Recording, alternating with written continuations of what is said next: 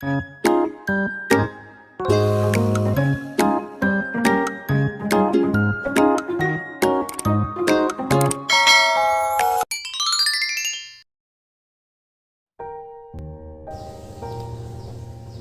sebelumnya Assalamualaikum warahmatullahi wabarakatuh. Perkenalkan, nama saya Surya Pradana, NIM 211240135, Prodi PGMI Fakultas Tarbiyah, Universitas Islam Negeri Fatmawati Soekarno Bengkulu.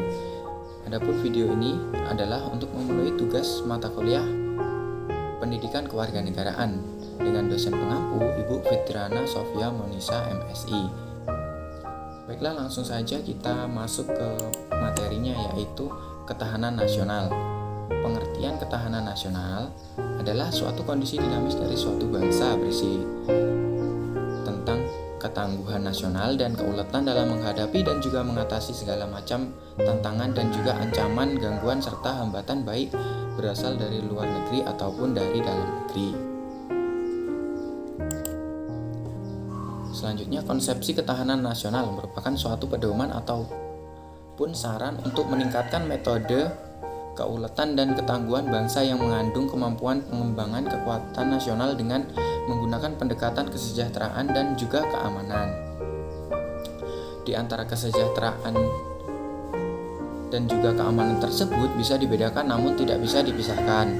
Penyelenggaraan kesejahteraan membutuhkan tingkat keamanan yang tertentu, dan juga sebaiknya penyelenggaraan keamanan membutuhkan tingkat kesejahteraan yang tertentu. Selanjutnya, pedoman wawasan nasional. Ketahanan nasional berpedoman pada wawasan nasional, di mana wawasan Nusantara adalah cara pandang bangsa Indonesia pada diri sendiri dan lingkungannya berdasarkan Pancasila dan Undang-Undang Dasar 1945. Wawasan Nusantara tersebut juga merupakan salah satu sumber utama dan landasan yang kuat dalam menyelenggarakan kehidupan nasional, sehingga wawasan Nusantara disebut sebagai wawasan dan termasuk ke dalam landasan ketahanan nasional. Selanjutnya, ciri-ciri ketahanan nasional berdasarkan prosedur, yaitu terdiri dari 3 faktor alami seperti kekayaan alam, geografis, serta masyarakat, dan 5 faktor kemasyarakatan yaitu ekonomi, budaya, pertahanan, filsafat, serta ketatanegaraan. 2. Ketahanan nasional berfokus untuk mempertahankan nilai-nilai yang dianut demi kelangsungan hidup suatu bangsa dengan pendekatan keamanan dan kesejahteraan. 3. Berpegang teguh pada pemahaman wawasan nasional berdasarkan cara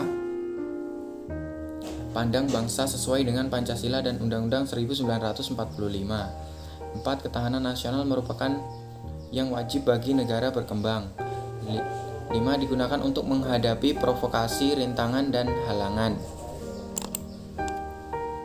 Selanjutnya, sifat-sifat ketahanan nasional. Mandiri artinya ketahanan nasional harus percaya kepada kemampuan dan juga kekuatan sendiri dengan kekuatan serta ketangguhan dan mengandung prinsip tidak mudah menyerah dan bertumpu pada identitas kepribadian bangsa dan juga identitas dinamis. Selanjutnya adalah dinamis.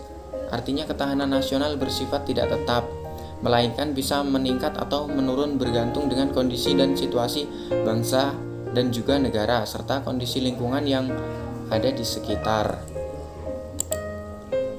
Manunggal artinya ketahanan nasional mempunyai sifat yang integratif.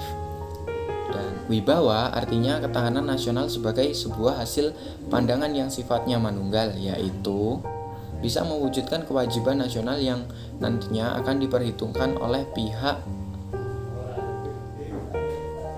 lain. Selanjutnya, konsultasi dan kerjasama. Ini artinya ketahanan nasional Indonesia tidak mengedepankan sikap konfrontatif dan agnonis.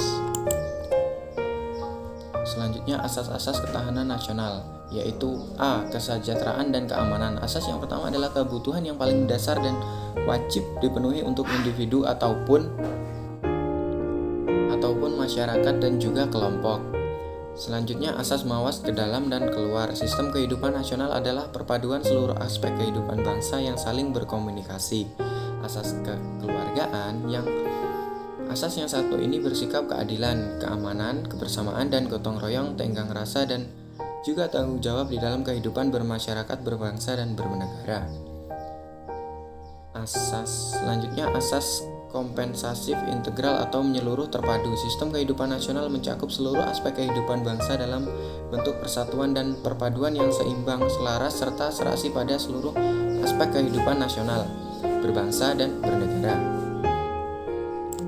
Selanjutnya unsur-unsur ketahanan nasional. Di bawah ini adalah beberapa unsur ketahanan nasional, antara lain adalah ketahanan nasional Pancagatra. Aspek sosial Pancagatra umumnya berlandaskan hubungan manusia dengan Tuhan.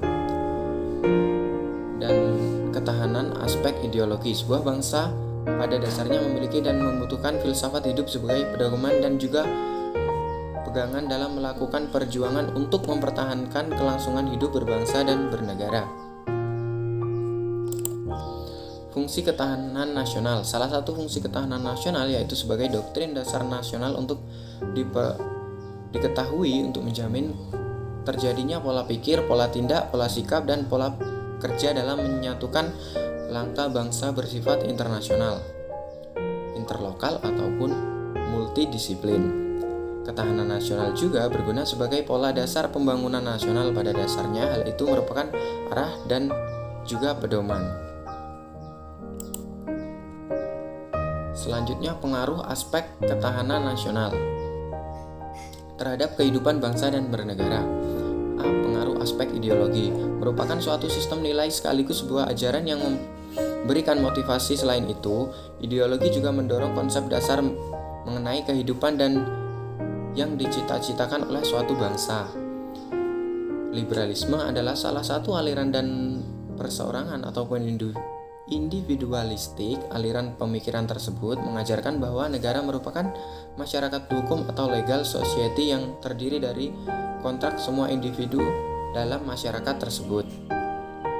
Selanjutnya, komunisme adalah aliran pikiran kategori kelas atas yang diajarkan oleh Karl Marx, Engels, dan Lenin, di mana hal itu berawal dari kritik Karl Marx mengenai kehidupan sosial ekonomi masyarakat di awal revolusi industri. Aliran pemikiran tersebut beranggapan bahwa negara merupakan susunan golongan kelas atas untuk menindas kelas lain. Baiklah, mungkin itu saja yang dapat saya sampaikan. Terima kasih telah menyaksikan. Lebih dan kurangnya saya mohon maaf. Wassalamualaikum warahmatullahi wabarakatuh.